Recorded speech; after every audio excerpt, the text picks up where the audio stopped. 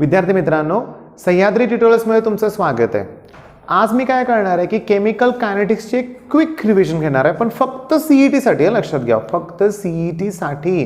म्हणजे आपण अगदी बेसिक एक्सप्रेशन, डेरिवेशन असं कन्सेप्च्युअल काही जास्त स्टडी करणार नाही। आपण फक्त काय करणार आहे की ॲनालिसिस असं करणार आहे की आतापर्यंत या टॉपिक वरती, केमिकल कायनेटिक्स वरती 2004 पासून 2019 पर्यंत कोणते कोणते क्वेश्चन्स आलेत, कशा प्रकारचे क्वेश्चन्स आलेत हे मी तुम्हाला एक्सप्लेन करणार आहे। मी सगळं बघितलंय, मला लक्षात आलंय की 34 क्वेश्चन्स आहेत टोटल, 34। आणि या 34 टोटल क्वेश्चन पैकी अरे 3 to 4च थेरी क्वेश्चन्स पकडूया आपण, त्यात मी फॉर्म्युले सुद्धा काउंट केलेत। ओके, म्हणजे which of the following is Arrhenius equation, which of the following is integrated rate law for first order reaction, असं पण विचारलंय। म्हणजे माझं कन्क्लुजन काय माहिती आहे का की 1, 2, 3 जे काय प्रश्न या टॉपिकवरचे एक्झाममध्ये येतील ते जास्त करून न्यूमेरिकल्स टाईप, ते पण इझी असणार आहेत। बरं, हे पहिलं कन्क्लुजन की न्यूमेरिकल्स खूप करायचे, ठीक आहे। नेक्स्ट कन्क्लुजन काय माहिती आहे का की आपल्याला माहिती आहे की आपलं जे टेक्स्ट बुक आहे ना बोर्डचं, त्याच्यात प्रत्येक टॉपिकच्या शेवटी एमसीक्यूज दिलेत। आता केमिकल कायनेटिक्समध्ये बघितलं मी, फक्त 18च एमसीक्यूज आहेत पेज नंबर 220 वरती, 18 एमसीक्यूज आहेत फक्त। अरे पण त्यातले 5 ते 6 क्वेश्चन जसेच्या तसे सीईटीत विचारलेत। लेटेस्ट क्वेश्चन्समध्ये आत्ताच्या 2013 नंतर म्हणूया आपण, मेन पॉईंट काय लक्षात आला की ते 18च्या 18 प्रश्न, म्हणजे याच टॉपिकसाठी नाही, प्रत्येक टॉपिकमध्ये टॉपिकच्या शेवटी टेक्स्टबुकमध्ये जे एमसीक्यूज दिलेत ते जरा करा। ओके, त्यातले सगळे तुम्हाला आले पाहिजेत प्रश्न। एखादा कन्सेप्ट क्लिअर नसेल त्यातली तर ती अगोदर करा, ठीक आहे। मग आता वेळ न घालवता काय करूया आपण, न्यूमेरिकल्स घ्यायला स्टार्ट करूया। आणि ते न्यूमेरिकल्स घेत असतानाच मी तुम्हाला बऱ्यापैकी ते फॉर्म्युले कसे यूज केले ते मी एक्सप्लेन करेन ना। आता पहिला प्रश्न काय बघा, 2019चा एक रिॲक्शन दिले तरी बरं का की A to B। आता ही अशी कुठलीही रिॲक्शन देऊ दे, काय फरक नाही पडणार, पण त्याची ऑर्डर त्यांनी काय दिले हे महत्वाचं आहे। आणि order of reaction he experimental quantity आहे, रिॲक्शन नाही आपण कळत, लक्षात घ्या। एक्सपेरिमेंट करून ते फाइंड आउट करतात। मॉलिक्युलरिटी जी आहे ना ती रिॲक्शन आपल्याला कळू शकते, पण ऑर्डर ऑफ रिॲक्शन ती एक्सपेरिमेंट, त्यामुळे ते देतात तुम्हाला। फर्स्ट ऑर्डर रिॲक्शन आहे, फर्स्ट ऑर्डर। प्रॉडक्टचं काय मतलब नाही आहे आपल्याला, आपल्याला रिॲक्टन्सशी मतलब आहे, लक्षात घ्या। मग मी असं लिहू का की R = K आणि फक्त A चं कॉन्सन्ट्रेशन, कारण फर्स्ट ऑर्डर आहे। सेकंड ऑर्डर असती तर मी A² लिहिलं असतं, थर्ड ऑर्डर असेल तर A³ लिहिलं असतं। आलं का ध्यानात तुमच्या? ओके, आता त्यांनी दिले काय बघा की रेट जो आहे तो त्यांनी 6.6 × 10⁻⁵ दिलाय। रेट 6.6 × 10⁻⁵। रेट कॉन्स्टंट त्यांनी विचारलाय आणि ए चं कॉन्सन्ट्रेशन दिलंय 0.6। तुम्हाला एवढंच करायचं आहे की 0.6 × अपॉन करा। आता सीईटीची लेवल काय आहे बघा ना, सीईटीला मी नावं नाही ठेवत, मला म्हणायचं की इझी लेवल आहे। हां ठीक आहे, इझी लेवल आहे। बघा ना, पॉईंटला पॉईंट कॅन्सल होईल, मग 66ला 6 डिवाइड करा, 11 येईल। त्यामुळे K = 11 × 10⁻⁵ आणि युनिट आहे सेकंड इनवर्स। ओके, बरं, आता ही ऑप्शन नाही आहे ऑप्शन, लक्षात घ्या। मग तुम्हाला सांगू का, चला याला मी 10 न डिवाइड करतो, मग 11ला 10 न डिवाइड केलं किती येईल, 1.1। मग याला जर 10 न डिवाइड केलं तर याला 10 न मल्टिप्लाय केलं पाहिजे, मग याला जर 10 न मल्टिप्लाय केलं तर ते 10⁻⁴ होतील। मग हा ऑप्शन आहे। मग थोडेफार चेंजेस पण करायला जमले पाहिजेत। आता सांगू का, या टाईपचे प्रॉब्लेम खूप आहेत, तुम्ही टेक्स्टबुक ओपन करा, टेक्स्टबुकमधले सॉल्व्ड प्रॉब्लेम बघा। तुम्हाला काय काय न्यूमेरिकलमध्ये तर हे एक्सप्रेशन रेट लॉ सुद्धा दिलेला असतो, तुम्हाला नुसत्या व्हॅल्यूज पुट करायच्याच, लक्षात घ्या। मग पहिला प्रॉब्लेम लक्षात आला, टाईप लक्षात आला का? आता नेक्स्ट बघूया आपण। नेक्स्ट तर माझा फेवरेट क्वेश्चन आहे, का सांगू का, 1, 2, 3 ऑलमोस्ट 4, 5 ठीक आहे ठिकाणी त्या टाईपचे क्वेश्चन्स आहेत बरं का। बघा मी काय सांगतो ते लक्ष द्या। त्यांनी दिलंय कसं बघा, त्यांनी दिलंय रेट ऑफ रिॲक्शनचं एक्सप्रेशन दिलंय की -1/3 dA/dt -1/2 dB/dt and that equals to dC/dt। म्हणजे हा प्रश्न दोन प्रकारे, एक तर रिॲक्शन देतील त्याच्यावर रेट ऑफ रिॲक्शन्स विचारतील, ओके, किंवा हे असा रेट देतील, रेट एक्सप्रेशन देतील आणि तुम्हाला रिॲक्शन ओळखायला लावतील। एक्सप्लेन करतो, हा सेकंड क्वेश्चन आहे। ज्याला मायनस साईन आहे ना तो रिॲक्टंट. निगेटिव्ह साईन काय इंडिकेट करतं की त्याचं कॉन्सन्ट्रेशन डिक्रीज होतंय. मग मला सांगा बघू, हे निगेटिव्ह साईन आहे याचा अर्थ रिॲक्टंट आहे, मग तो 3A असणार आहे, हा 2B असणार आहे. म्हणजे ज्यानं डिवाइड केले तोच कोएफिशियंट असतो हे लक्षात घ्या. आणि दॅट इक्वल्स टू फक्त C, कोएफिशियंट नाही आहे. मग 3A plus 2B that gives C. Answer correct आहे 2019. सोप्पा सेकंदात उत्तर आहे, लक्षात घ्या. आता तिसरा क्वेश्चन बघा. Half life period of a first order reaction दिलाय आणि विचारलंय रेट कॉन्स्टंट. खूप सोपं आहे, अतिशय सोपं. फर्स्ट ऑर्डरसाठी हाफ लाईफचा फॉर्म्युला असतो 0.693 अपॉन के. के म्हणजे रेट कॉन्स्टंट. आता त्यांनी ना हाफ लाईफ टाइम दिलाय आणि रेट कॉन्स्टंट विचारलाय, म्हणजे मी हे के इकडे घेतो, that equals to 0.693 upon half life, मग तो आहे 200. सांगू का तुम्हाला मी, हे चॅलेंजिंग आहे. आता सिरियसली मुलं गडबड करतात. मी तुम्हाला सांगू का मी काय करतोय बघा, मी कसं करतोय नीट लक्ष द्या. चला, हे माझा पहिला प्रयत्न असतो की तो पॉईंट नको आहे, मला पॉईंट नको आहे. मग मला सांगा पॉईंटच्या पुढे डिजिट किती आहेत, 3 आहेत ना. मग जर मी पॉईंट दिला नाही तर -3 घ्यावं लागेल ना. हे बेसिक तुम्हाला माहिती पाहिजे. अपॉन किती आहे 200. आता डोकं वापरा, 693 ला 200 ने डिवाइड केलं तर 3 पॉईंट समथिंग काय येईल. मग 3 पॉईंट आणि इंटू 10⁻³ मग एकच ऑप्शन आहे 3 पॉईंट, आणि तो आपला आन्सर बरोबर आहे. म्हणजे इथं म्हणजे सगळं केलंय आणि कॅल्क्युलेशनमध्ये घालवलंय असं नको आहे बरं का. मग थांबा, हा टाईप कसा असतो, डायरेक्टली तुम्हाला रेड एक्सप्रेशन दिलेलं असतं किंवा ते मेन्शन तरी करतील की फर्स्ट ऑर्डर आहे का सेकंड ऑर्डर आहे.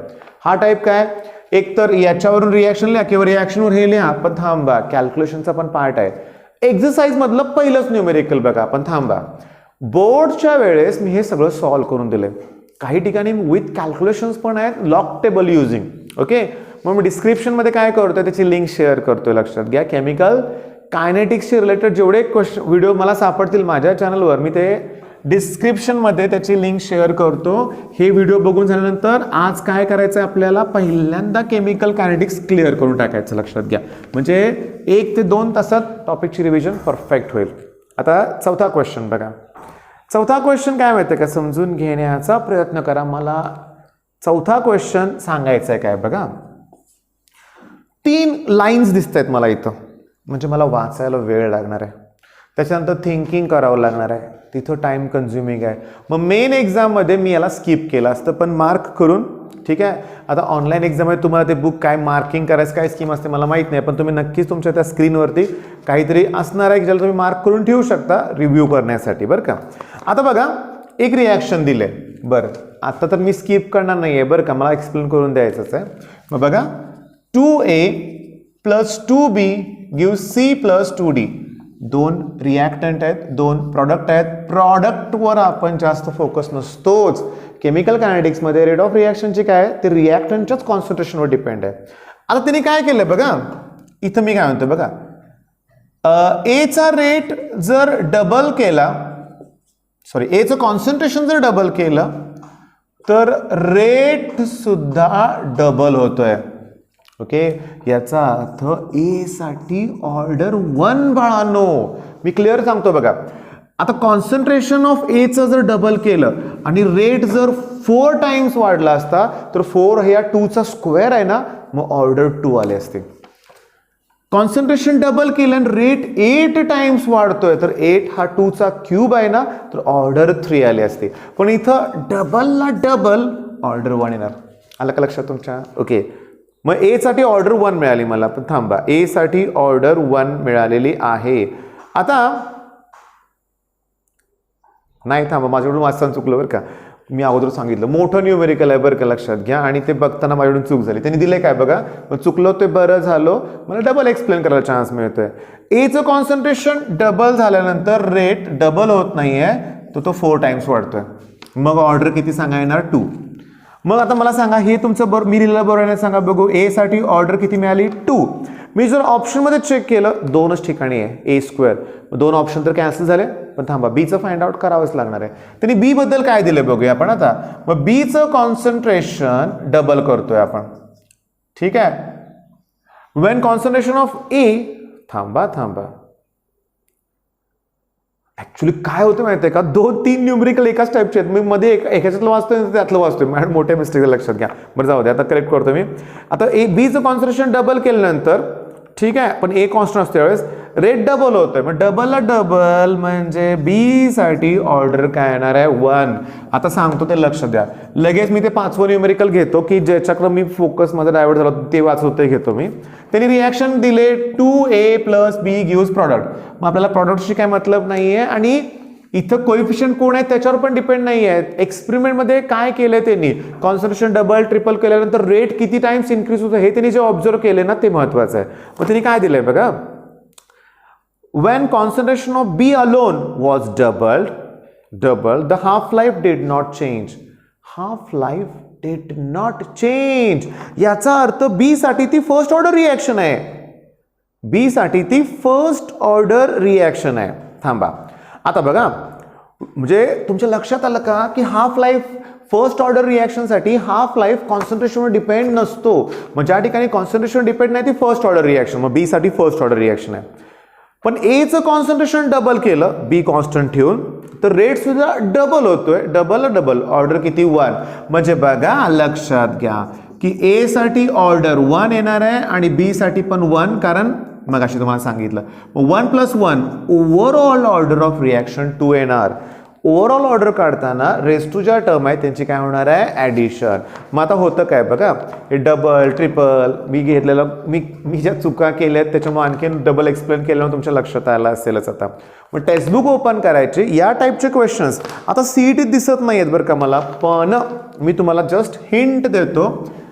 टेक्स्टबुकमध्ये 3रा 4था जो प्रॉब्लेम दिलाय एक्सरसाइजमध्ये 3रा 4था 5वा जे काय असेल ते तो कसा असतो मी तुम्हाला सांगतो. लक्षात घ्या. तुम्हाला आता मॅडम व्हॅल्यूज नाही आहेत मी तोंडी सांगणार आहे, पण मी जो व्हिडिओ तुम्हाला डिस्क्रिप्शनमध्ये शेअर केला ना लिंक की त्याच्यात आहे ते बघा. ए बी आणि रेट, मग एचं कॉन्सन्ट्रेशन दिलं असतं, बीचं कॉन्सन्ट्रेशन दिलं, रेट दिलेला असतो. मग 2-2 व्हॅल्यूज घेऊन तुम्हाला त्याचा रेशो घ्यायचा असतो. आठवा आता मी सांगतो बघा 0.4 0.4 0.3 0.3 रेट 2 होता. ओके, रेट 2 होता तो आता 16 झालाय. मग ऐका, एचं कॉन्सन्ट्रेशन तर कॉन्स्टंट आहे, बीचं डबल झालं की नाही, बीचं डबल झालंय. ओके, 3चं 6, पण रेट 8 टाइम्स वाढलाय ना. अरे पण 8 हा 2चा कोण आहे क्यूब. मग ऑर्डर किती आली सांगा 3 आली. हे लक्षात घ्या. मग या टाईपचे प्रॉब्लेम एक्सरसाइज मधले बघा, शोधा, सोडवा आणि इथं दिसत नाही आहेत आत्तापर्यंत, याचा अर्थ यावर्षी येणार. पण आता होतं काय माहितीये का की आता पेपर सेट हा ऑनलाईन एक्झाम आहे. मग माझ्या मते ऑनलाईन एक्झाममध्ये सॉफ्टवेअरच ते क्वेश्चन सिलेक्ट करत असणार ना, त्याच्यामुळे सांगता येत नाही तरी पण हा क्वेश्चन येण्याचे चान्सेस आहेत. ओके, आता नेक्स्ट बघा, मी तुम्हाला होमवर्क देतोय. इंटिग्रेटेड रेट लॉ कोणता आहे, फॉर्म्युला मी नाही घेणार आता, फॉर्म्युला तुम्ही करायचा. इंटिग्रेटेड रेट लॉचा फॉर्म्युला विचारलाय. आता आपला फेवरेट क्वेश्चन मग आजचाच आठवतं का बघा तुम्हाला, थ्राइस H2 रिएक्शन दिले N2 that gives twice NH3. Thrice H2 reactant आहे माइनस साइन -1/3 dH2/dt. रिएक्टंट आहे माइनस dN2/dt. प्रोडक्ट आहे 1/2 dNH3/dt. सांगू का तुम्हाला मी आता, हे एक्सप्रेशन कुठंही नाही आहे. हे एक्सप्रेशन कुठं नाही आहे. मी करेक्ट आन्सर जो आहे ना यातला तो बघून लिहितो. बघा हा आन्सर त्यांनी दिला आहे आणि हे करेक्ट आहे. म्हणजे काय केलं याच्यात एक्सप्लेन करतो. याला आणि याला कम्पेअर करूया आणि इकडे जे अपॉन 2 आहेत ते त्यांनी इकडे 2 केलेत. मी मगाशीच बोललो होतो की या टाईपचे 4 ते 5 क्वेश्चन्स आहेत. रिॲक्शनवरून एक्सप्रेशन विचारतील नाही तर एक्सप्रेशनवरून काय विचारतील, रिॲक्शन. फक्त डोक्यात काय घ्यायचं, रिॲक्टंट असेल तर मायनस साईन, प्रॉडक्ट असेल तर प्लस साईन, पण ह्याच्या कॅल्क्युलेशनमध्ये मायनस साईन घ्यायचं नाही. म्हणजे आन्सर कधी निगेटिव्ह येणार नाही. तुम्ही कॅल्क्युलेशन चेक करून बघा. ओके, आता कसं आहे बघा, बघता बघता आपण 5-7 क्वेश्चन झाले आपले म्हणूया आपण. 1 2 3 4 5 6 7 क्वेश्चन झाले म्हणूया आपण. ठीक आहे, पुन्हा तेच बघा. आता रेट काय दिलाय बघा त्यांनी, के एचा स्क्वेअर आणि बी असं दिलंय. आता शांतपणे बघा की जर आता तुम्हीच मला सांगा, त्यांनी काय म्हणलंय की बीचं कॉन्सन्ट्रेशन कॉन्स्टंट आहे, पण एचं कॉन्सन्ट्रेशन डबल केल्यानंतर रेट किती टाइम्स इन्क्रीज होईल. मला सीईटी सारखी एक्झाम का आवडते माहिती आहे का? थिअरी आवडत नाही मला, कारण खूप डिटेलमध्ये लिहावं लागतं. मग ते रेशो घ्या, क्रॉस मल्टिप्लिकेशन करा. इथे तोंडी आहे ना, तुमच्यापैकी बऱ्याच जण उत्तर आलं पण असेल की ह्याचा स्क्वेअर आहे ना इथं, त्यामुळे ह्याचं कॉन्सन्ट्रेशन डबल केलं तर रेट 4 टाइम्स वाढणार आहे. कॉन्सन्ट्रेशन डबल केल्यानंतर रेट किती टाइम्स वाढणार आहे? 4 times. Increase the factor of 4. बरोबर आहे. आता इथं मात्र महत्वाचं आहे बघा, रेट कॉन्स्टंट K1 ओके तो दिलाय त्यांनी 1.6 इंटू 10⁻⁻6 S इनवर्स. ठीक आहे. त्यावेळेचं टेम्परेचर आहे 280 केल्विन. आता नंतरचं टेम्परेचर आहे 300 केल्विन आणि K2 विचारले, पण ऍक्टिव्हेशन एनर्जी 0 दिले. ऍक्टिव्हेशन एनर्जी आलं का? मग असे एक होमवर्क दिला होता तुम्हाला मी. आता तुम्हाला सांगतो अरेनियस इक्वेशन इथं यूज करायचं आहे. पण थांबा, अरेनियस इक्वेशन सुद्धा एकदा विचारले आणि तुमच्या त्या पुस्तकात 18 MCQs आहेत ना, त्यातला शेवटचा क्वेश्चन पण तोच आहे. Which of the following is Arrhenius equation. पण थांबा, एक लक्षात घ्या, T1 मोठं आहे का T2 मोठं आहे? 280 300 T2 मोठं आहे. त्याच्यामुळे मी तर लिहिताना कसा लिहितोय बघा, log to the base 10. मी इथं लिहितो K2 upon K1. K2 upon K1 हा. EA अपॉन 2.303 R आणि T2 मोठा आहे ना, मग T2 minus T1 upon T1 T2. म्हणजे बघा, जर T2 मोठी व्हॅल्यू असेल तर इथं K2 अपॉन K1 घ्या. पण जर T1 जास्त आहे आणि T2 कमी असेल तर इथं मात्र उलट घ्या. त्यावेळेस इथं T1 मायनस T2. आता मेन पॉईंट मी तुम्हाला समजावून सांगतो. सीईटी एक्झाम आहे, सेकंदात उत्तर पाहिजे. सेकंदात. तुमच्या डोक्यात जर लॉग, अँटीलॉग, क्रॉस मल्टिप्लिकेशन येत असेल ना, तर ते चुकीचं आहे. का? ऍक्टिव्हेशन एनर्जी 0 दिले. आता बघा, मी सेकंदात तुम्हाला सांगतोय कसं बघा. ऍक्टिव्हेशन एनर्जी 0 तर ही टोटल व्हॅल्यू 0 आणि लॉग 1 ची व्हॅल्यू 0 असते. याचा अर्थ याची व्हॅल्यू 1 येणार. मग जर K2 अपॉन K1 ची व्हॅल्यू 1 येत असेल तर याचा अर्थ दोघेही इक्वल आहेत. मग K1 ची व्हॅल्यू जर 1.6 इंटू 10⁻⁶ दिली असेल तर K2 ची व्हॅल्यू पण तीच येणार, सेम व्हॅल्यू येणार. आलं का लक्षात? पुसू का? म्हणजे बघा, माझं म्हणणं काय बघा, मला आठवतं अजून जेव्हा मी व्हिडिओज तयार केले आहेत किंवा माझ्या क्लासमधल्या मुलांना शिकवले थिअरीसाठी, 15-20 मिनिटं जायची मुलांची लॉगचे कॅल्क्युलेशन्स करायला असल्या टाईपच्या गणितामध्ये. कुठं आहेत माहिती की गणितं? थर्मोडायनामिक्समध्ये बघा मॅक्सिमम वर्क डन, इलेक्ट्रोकेमिस्ट्रीमध्ये नर्स्ट इक्वेशन, त्यात पण लॉग आहे ना. त्याच्यानंतर इंटिग्रेटेड रेट लॉ याच टॉपिकमध्ये, त्यात पण लॉग आहे. पण सीईटीत तुम्हाला इझी करून देत आहेत ना, ES 0 दिल्यामुळं. पण इथं मॅथ्सचं बेसिक कन्सेप्ट तुमचं क्लिअर पाहिजे ना, की लॉग 1 ची व्हॅल्यू 0 असते. ते ज्याला माहिती आहे तो ठीक आहे, नाहीतर बाकीचे विचार करत बसणार की काय करता येईल म्हणून. म्हणजे बघा, ह्या एक्झाम खरोखर बेस्ट आहेत. सीईटी, JEE, नीट. इथं खरोखर जो टॅलेंटेड आहे तोच पुढे जाणार आहे बरं का. आता बघा, मी तुम्हाला सांगतो, हा एक फेवरेट क्वेश्चन आहे, सारखा रिपीट होणारा. NO2Cl gives NO2 plus Cl. बघा, Cl plus NO2Cl second reaction दिले बरं का त्यांनी, आणि gives NO2 आणि प्लस Cl2. पहिल्या रिएक्शन मध्ये जो तयार होतोय आणि जो दुसऱ्या रिएक्शन मध्ये कंझ्युम होतोय त्याला म्हणायचं रिएक्शन इंटरमिजिएट. आलं का ध्यानात? पहिल्या रिएक्शन मध्ये तयार झाला, दुसऱ्या रिएक्शन मध्ये कंझ्युम झाला, याला काय म्हणायचं? Reaction intermediate. ओके. मग त्यांनी विचारलं which of identify the reaction intermediate. मग कोण आहे सांगा? तो Cl. नेक्स्ट बघा, हाफ लाईफ दिलाय ओके, आणि रेट कॉन्स्टंट विचारलाय. घ्यायला नको. हाफ लाईफचा फॉर्म्युला आहे 0.693 अपॉन K. फर्स्ट ऑर्डर दिले बरं का त्यांनी. मग हाफ लाईफ दिले आणि K विचारले. क्रॉस मल्टिप्लिकेशन करा. फक्त मगाशी मी बोललो होतो कॅल्क्युलेशन इम्पॉर्टंट आहे. त्याच्यानंतर पुन्हा बापरे फॉर्म्युला विचारलाय. Which of the following is correct relation between rate constant and half life for a first order reaction. आणि सांगू का, 2016चा पेपर आहे. तुमच्याकडे अरिहंत असेल तर चेक करा. 2016. पुन्हा आता नको घ्यायला. रिएक्शन दिले आणि रेट एक्सप्रेशन विचारलंय. मग रेट एक्सप्रेशनला काय करतो आपण? मायनस साईन देतो रिएक्टंटला. जो कोएफिशियंट आहे ना डिवाइड पण करतो. ओके. त्याच्यानंतर अरेनियस इक्वेशन विचारलंय. ओके. रेट कॉन्स्टंट दिलाय. रेट कॉन्स्टंट दिलेलं आहे. पण थांबा, हा प्रश्न मला घेतला पाहिजे बरं का, लक्षात घ्या. रेट कॉन्स्टंट दिलाय, इनिशियल कॉन्सन्ट्रेशन पण दिलंय त्यांनी आणि विचारलंय half life reaction, half life of a reaction, half life सांगतो मला मी. इंटिग्रेटेड रेट लॉ काय रे, K equals to 2.303 upon T log to the base 10 initial concentration upon concentration at time T, concentration at time T. आता time जो आहे ना, okay थांबा, टाइम पण दिलेला नाही आहे त्यांनी. आता इथं कसं आहे माहिती आहे का, थोडंसं कठीण वाटायला बरं का मला seriously. The rate constant for a first order reaction म्हणजे केच व्हॅल्यू दिले त्यांनी, ठीक आहे, इज, अरे फसवलं मला त्यांनी, लक्षात घ्या. मी तुम्हाला सांगू का, बघा मी का फसतो तुम्हाला सांगतो. इनिशियल कॉन्सन्ट्रेशन दिलंय, मी त्याचाच विचार करत बसलो म्हणून फॉर्म्युला लिहिला. अरे पण रेट कॉन्स्टंट दिला असेल तर हाफ लाईफचा डायरेक्ट फॉर्म्युला वापरायचा ना. झालं का क्लिअर? नाहीतर मला असं वाटत होतं की अरे बापरे आता काय करावं लागतंय, असं आपलं पण होतं गडबडीत म्हणूया आपण. म्हणजे आपण चुकून दुसऱ्याच फॉर्म्युल्यात शिरतोय, लक्षात घ्या. नको ती डाटा एक्स्ट्रा दिलाय, मग याकडे दुर्लक्ष करा. पुन्हा फेवरेट क्वेश्चन 2018चा पेपर काढायचा, सेम ह्याच कन्सेप्ट वरती आहे. याच विचारलंय रिॲक्शन इंटरमिजिएट. मी प्रश्न फळ्यावर लिहिणार आहे, तुम्ही उत्तर सांगायचं.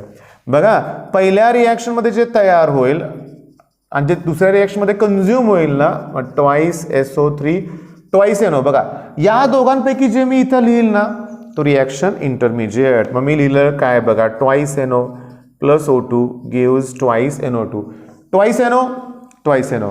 म्हणजे पहिल्या रिॲक्शन मध्ये जो तयार झालाय, दुसऱ्या रिॲक्शन मध्ये जो कन्झ्युम होतोय तो इंटरमिजिएट, लक्षात घ्या. बार आता परत रिॲक्शन दिले, ट्वाइस SO2 प्लस O2 अशी रिॲक्शन दिले आणि करेक्ट रिलेशन विचारलंय. त्यात ट्वाइस SO2 ना -1/2 येणार, कारण तो रिॲक्टंट आहे. मग बघता बघता आपण जवळजवळ सगळेच प्रश्न डिस्कशन केलेत, लक्षात घ्या. पण थांबा, 2004 पासूनचे प्रश्न आहेत त्याच्यात. एक सांगू का, अजून तुम्हाला होमवर्क काय देतोय बघा मी, की first order reaction, pseudo first order reaction याचे एक्झाम्पल्स करा. Which of the following is zero order reaction असं विचारलेलं आहे, समजून घ्या. पुन्हा तेच की हाफ लाईफ दिलाय, रेट कॉन्स्टंट विचारलाय, हाफ लाईफ दिलाय, रेट कॉन्स्टंट विचारलाय, सोपं आहे. आता मी तुम्हाला आणखीन एक काय सांगतो बघा, सगळेजण आता व्यवस्थित लक्ष द्या मी काय सांगतो ते, आणि ते तुम्हाला फिजिक्समध्ये पण उपयोगी पडेल. ॲटम मॉलिक्युल्स न्यूक्लिओमध्ये रेडिओ ॲक्टिव्ह डीके लॉ आहे, तिथं फक्त केच्या ऐवजी लॅम्बडा टर्म असते, हे लक्षात घ्या. आता आहे का, हाफ लाईफचं सांगतो. सुरुवातीला की नाही समजून घ्या, एक हाफ लाईफ झाला की 50% रिमेनिंग असतो आणि 50% डीके झाला असतो, लक्षात घ्या. एक हाफ लाईफ, अजून एक हाफ लाईफ झालं की 50चे अजून 25% फक्त राहणार आणि 75% डीके होणार. आता माझं आहे का, मग 75% डीके होण्यासाठी 75% डीके होण्यासाठी 2 हाफ लाईफ लागतात, हे लक्षात ठेवा. म्हणजे तुम्हाला ते विचारतील की हाफ लाईफ, ओके, म्हणजे ते असं म्हणतील in 32 minutes 75% decays, find half life. मग 75% डीके होण्यासाठी 2 हाफ लाईफ लागतात, त्याची किंमत जर 32 मिनिट दिले तर एका हाफ लाईफची किंमत 16 मिनिट असणार आहे. ओके, आता मी तुम्हाला सांगतो time required to complete 90% reaction, हे तुम्ही समजून घ्या. अजून एक हाफ लाईफ घेतलं तर 12.5%, मग 100 मधून 12 मायनस करा, एवढं डीके झालं असणार आहे, हे लक्षात घ्या बरं का. आता 90% डीके होण्यासाठी किती वेळ लागेल बघा, 90%. मग मी सांगतो T equals to 2.303 upon k log to the base 10. बघा हे कशासाठी कॅल्क्युलेशन आहे सांगा, 90% साठी. मग इनिशियल कॉन्सन्ट्रेशन किती असतं सांगा, 100. 90% डीके झालं, उरले किती, 10. चला याला हे काय होतील कॅन्सल, आणि मला T 90% लिहितो, त्याची व्हॅल्यू मिळेल 2.303 अपॉन के, कारण बघा लॉग टू द बेस 10, 10 ची व्हॅल्यू काय असते 1. चला इक्वेशन 1 म्हणूया, 90%.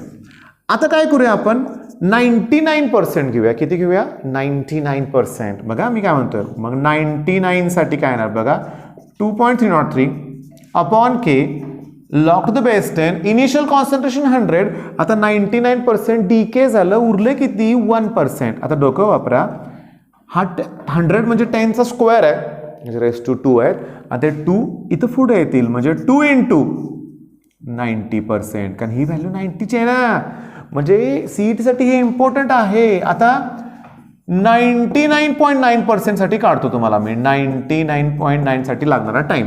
ओके, ही व्हॅल्यू अशी आहे तशी येणार, लिहितो पहिल्यांदा 2.303/k log to the base 10. सुरुवातीचं कॉन्सन्ट्रेशन 100च घ्यायचं, पण आता 99.9% डीके झालं, म्हणजे 100.0 मधून 99.9 गेले तर 0.1 उरले. हा 0.1 मधला पॉईंट कॅन्सल केला की वरती 0. 1000 म्हणजे 10⁻³ मग 10⁻³ ते 3 पुढे येणार इथं, मग 3 × T90. आता तुम्हाला एक शॉर्टकट सांगतो, 2 आहेत ना, 99 2 न मल्टिप्लाय करा, 99.9 3 न मल्टिप्लाय करा, 99.99 असेल 4 न मल्टिप्लाय करा, पण 90% कंप्लीट होण्यासाठी जेवढा वेळ लागतो त्याला. विद्यार्थी मित्रांनो, आता मी जो ऑलमोस्ट सगळे क्वेश्चन्स मी तुमच्यावर शेअर केलेत, लक्षात घ्या. इथं फॉर्म्युले विचारतायत, रिलेशनशिप विचारतात म्हणजेच फॉर्म्युले, रिॲक्शन देऊन रेट एक्सप्रेशन विचारतायत, रेट लॉ देत आहेत, A² B त्याच्या व्हॅल्यूज फक्त पुट करायच्या आहेत. टॉपिक बेस्ट आहे, सोपा आहे. आता यात एक्स्ट्रा आणखीन ऍड काय करा, अरेनियस इक्वेशन जरा मन लावून करा, कोलिजन थेअरी बद्दल थोडंसं वाचा, धड्याखालचे MCQ करा. आपल्याला हे 2 ते 3 मार्क फिक्स आहेत, लक्षात घ्या. बेस्ट ऑफ लक, धन्यवाद.